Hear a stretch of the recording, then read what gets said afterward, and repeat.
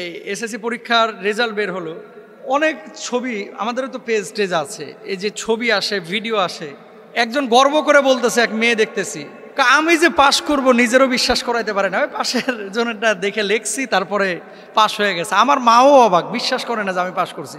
আরেকজন বলতেছে সারাদিন টিকটক করেছি, আমি যে পাশ করব এটা আমি কল্পনাও করে নাই।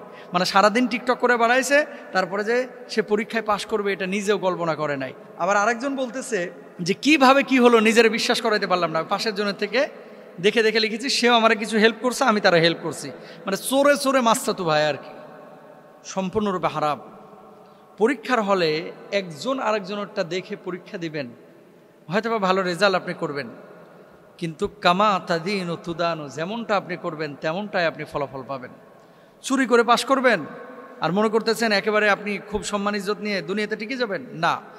অসংখ্য ছেলেরা আছে, মেয়েরা আছে যারা জিপিএ 5 পায় নাই, কিন্তু ঢাকা বিশ্ববিদ্যালয়ে কোনো মতো চান্স পাইছে, তারপরে এরা বিশ্ববিদ্যালয়ের টিচার পর্যন্ত হয়ে গেছে।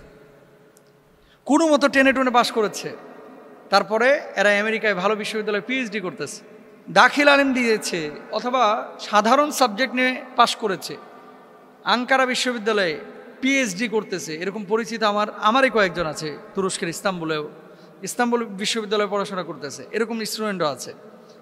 দেখেন, সফলতা এটা আল্লাহর পক্ষ থেকে আসে। পরীক্ষার হলে এভাবে দেখে লেখা এটা কোনোভাবে ইসলামের জায়েজ নেই।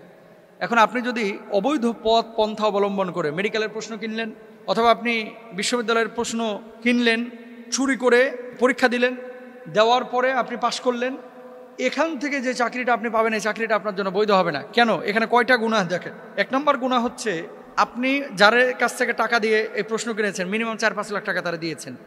এই 15,000 20,000 টাকায় কেউ কিন্তু প্রশ্ন দেয় না ভালো বিশ্ববিদ্যালয়ের, যেগুলো পত্রপত্রিকায় দেখা যায়, কয়েকদিন পরপরই তো ধরা খায়।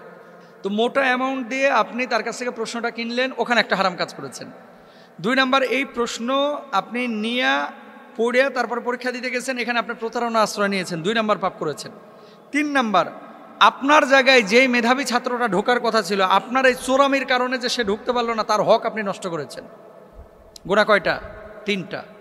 নিজে চুরি করলেন, চোরের গুনাহ, আরেকজনের হক নষ্ট করলেন, এই হক নষ্টের গুনাহ, প্রতারণা করলেন, ধোকা দিলেন, এটার গুনাহ। কি জবাব দিবেন আল্লাহর কাছে? এরপর আসেন, যেই চাকরিটা আপনি নিলেন, আরেকজনের মুখ থেকে লোকমা কেড়ে নিজের পেটে নিলেন, লোকমা কেড়ে আপনি খেয়ে নিয়েছেন আরেকজনের সম্পদ, এটা কি জায়েজ আছে? জায়েজ নাই। তো আপনি আরেকজনের চাকরি এটা কাড়িয়ে খাইয়ে ফেললেন, জায়েজ আছে? জায়েজ নাই। আরেকজনের চ্যানেল আপনি চুরি করে ফেললেন, আরেকজনের চ্যানেলে আরেকজনের মনে করেন জমির ওপরে আপনি দখলদারিত্ব দেখাইলেন, জাল দলিল করলেন, জায়েজ নাই।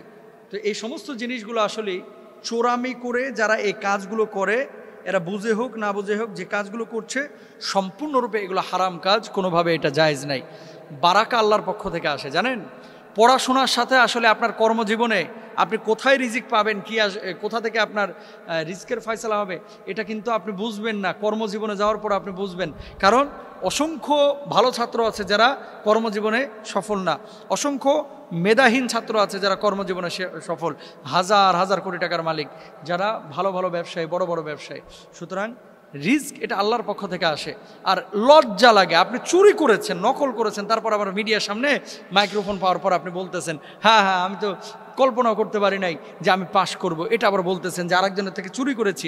পাপ যে করেছেন, পাপ করার পরে একটা কথা মনে রাখবেন, কোনোদিন এই পাপটা আরেকজনের সামনে শেয়ার করবেন না বা উপস্থাপন করবেন না। কেন? এটার একটা কারণ আছে। আপনি যখন একটা পাপ করেই ফেলেছেন গোপনে, এই পাপটা আল্লাহর সাথে আপনি বোঝাপড়া করবেন, আল্লাহর কাছে মাপ চাবেন।